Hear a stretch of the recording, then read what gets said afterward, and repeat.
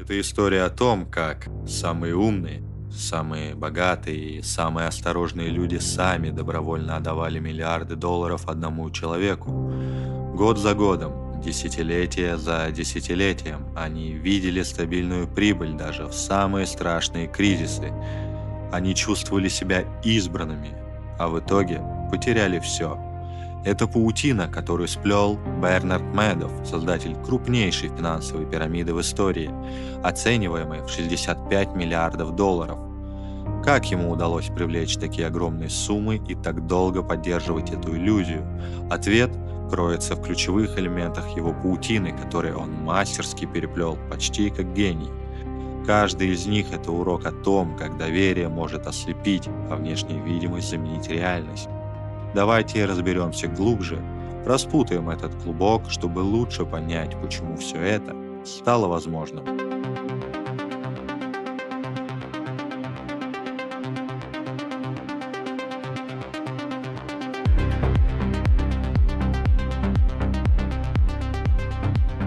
Первый элемент – непревзойденная репутация и статус в индустрии. Давайте разберемся подробнее, как именно Бернард Мэдофф шаг за шагом построил свой авторитет. От скромных начал до позиции одного из самых уважаемых людей на Уолл-стрит. Все началось в 1960 году. 22-летний Берни только что закончил университет Хофстра и основал инвестиционную компанию Бернарда Мэдоффа. Капитал был минимальным – $5000, вырученные из подработок спасателем на пляже и установщиком систем полива газонов, плюс $50 000 в долг от тестя, пенсионного бухгалтера Сауля Альперн. Поначалу фирма торговала дешевыми акциями мелких компаний вне основных бирж, с высокой маржинальностью и не менее высокими рисками. Это был далеко не престижный сегмент, но Мэдофф сразу показал амбиции и техническую смекалку. Настоящий прорыв случился благодаря технологиям. В эпоху, когда торговля на Нью-Йоркской фондовой бирже оставалась в основном ручной, с криками трейдеров на площадке, Мэдофф с братом Питером начали разрабатывать компьютерные системы для автоматизации. Его компания стала одной из первых крупных фирм, которые сами обеспечивали торговлю акциями вне основных бирж. А еще Мэдофф придумал и вел в практику, когда другие брокеры получали от него деньги за то, что отправляли заказы своих клиентов именно к нему. К 90-м годам компания выросла в гиганта. Она обрабатывала до 10-15% всех ордеров на бирже Нью-Йорка, а в 2008 году была шестой по объему торгов акциями из S&P 500. Это приносило реальные миллионы прибыли и уважения в индустрии. Мэдофф также напрямую повлиял на создание NASDAQ, первой полностью электронной биржи. Он активно участвовал в работе Национальной ассоциации дилеров по ценным бумагам, входил в ее советы, а в 90-м, 91-м и 93-х годах занимал пост председателя NASDAQ. На этом уровне он консультировал комиссию по ценным бумагам, помогал писать правила рынка, общался с конгрессменами и регуляторами. Кроме того, Мэдофф входил в советы ключевых отраслевых организаций, он жертвовал на развитие технологий в финансах, спонсировал исследования и даже помогал комиссии по ценным бумагам тестировать новые системы. Все это создавало образ инновационного визионера, который не просто зарабатывает деньги, а улучшает и даже создает весь современный финансовый рынок. Эта репутация, заработанная десятилетиями реальных достижений в легитимном брокерском бизнесе, стала его главным активом. Железный авторитет в элите Уолл-стрит открывал все двери одним звонком или рукопожатием и был ключевым фактором притока капитала в сети Мэдоффа. Второй элемент – атмосфера эксклюзивности и секретности. Мэдофф превратил свой фонд в закрытый элитный клуб. Доступ только по личным рекомендациям, часто через еврейские сообщества или финансовые круги Уолл-стрит. Он даже иногда отказывал инвесторам, усиливая ощущение привилегии, и предупреждал: не обсуждайте публично, не хвастайтесь. Отсутствие рекламы, легкого доступа и прозрачности помогало избегать лишних вопросов. Секретность сама притягивала деньги. Инвесторы ощущали себя членами закрытого элитного клуба. Здесь доверие полностью вытесняло любые проверки и сомнения. Капитал тек тихим, но мощным потоком через цепочку посреднических фондов. Эти посредники собирали средства от самых разных источников. От еврейских благотворительных организаций, таких как фонд Адасса и университет Ешива, который потерял 14,5 миллионов реальных вложений, от хедж-фондов, от богатых семей Европы, Азии и Латинской Америки через группу Сантандер. В ловушку попали и известные люди: Стивен Спилберг, Кевин Бейкон, фонд Эли Визеля. Все это подпитывало иллюзию избранности и позволяло схеме расти незаметно, год за годом. Посредникам запрещали упоминать имя Медофа в документах. Независимые проверки блокировались под предлогом защиты секретной стратегии. Это позволило накопить 65 миллиардов депозитов, скрывая, что деньги просто лежали на банковском счете. Эксклюзивность ослепляла жаждой особого доступа, питая схему до 2008 года. Третий элемент – иллюзия стабильных и предсказуемых доходов. Клиенты получали бумажные отчеты с постоянной прибылью в среднем 10-12% годовых, иногда до 15-18%. И это даже в годы, когда рынки резко падали. За многие годы было всего несколько убыточных месяцев, а график доходности выглядел почти идеальной прямой линией под углом 45 градусов. Нечто немыслимое в реальном мире волатильных рынков. Медоф объяснял это своей уникальной стратегией и внедрением инновационных алгоритмов, позволявшим играть на разнице курсов различных бирж. Вложение в акции S&P 100, а в неспокойные периоды перевод средств в казначейские векселя. Но все это было чистой выдумкой, на деле никаких сделок не проводилось. Деньги клиентов просто лежали на обычном банковском счете в JP Morgan Chase. Липовые отчеты создавались вручную. Сотрудники искали исторические цены в газетах, вставляли фиктивные сделки задним числом, датируя их пиками или низами рынка, иногда даже выходными днями. Они заранее определяли нужную прибыль и подгоняли сделки под нее, используя специальные программы для фальсификации. Эта искусственная стабильность казалась математически невозможной.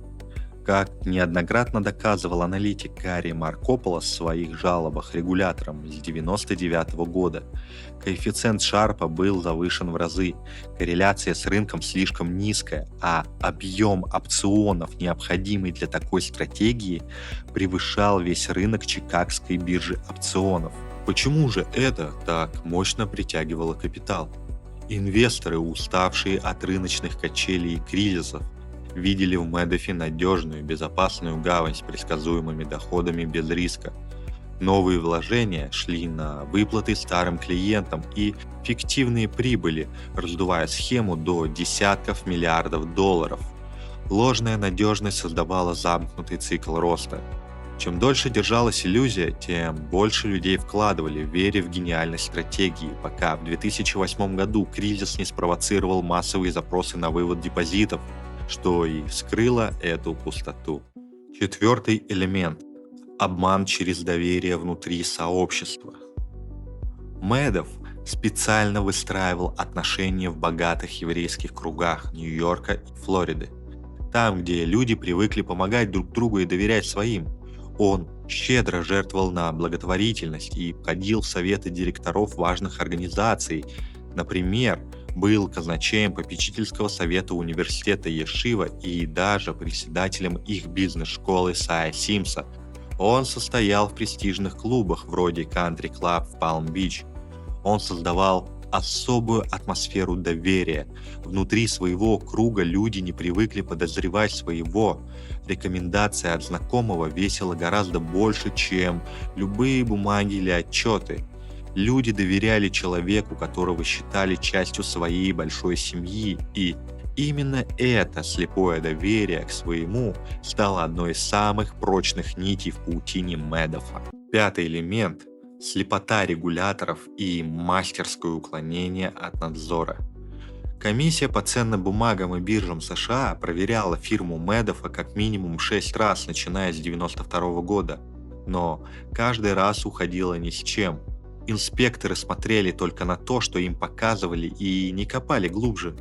Самое громкое предупреждение пришло от независимого финансового аналитика Гарри Маркополоса. Он с 1999 года неоднократно отправлял регуляторам детальные отчеты, где буквально по пунктам доказывал: доходность Медофа математически невозможна. Стратегия не может работать в реальном мире, но эти сигналы просто игнорировали или теряли в бюрократических коридорах. Инспекторы часто были молодыми и неопытными. Многие только что из университета, без реального опыта расследований. Они не проверяли независимые источники, например, не запросили подтверждение сделок в депозитарной трастовой компании, где хранятся записи о реальных операциях с ценными бумагами. Если бы посмотрели туда, сразу бы увидели, что никаких сделок Медофа просто не существует. Аудитором его фонда была крошечная контора Фрилинг и Хоровиц. Фактически один бухгалтер Дэвид Фрилинг, работавший из маленького офиса в Нью-Йорке с 2 помощниками. Эта фирма годами штамповала чистые отчеты, хотя по правилам не имела права проводить аудит такого крупного клиента. Медоф умело использовал свои связи, бывший председатель NASDAQ, член влиятельных отраслевых комитетов, знакомства в политических кругах. Когда возникали вопросы, он мог мягко отвести подозрения то личным звонком, то репутацией человека и системы.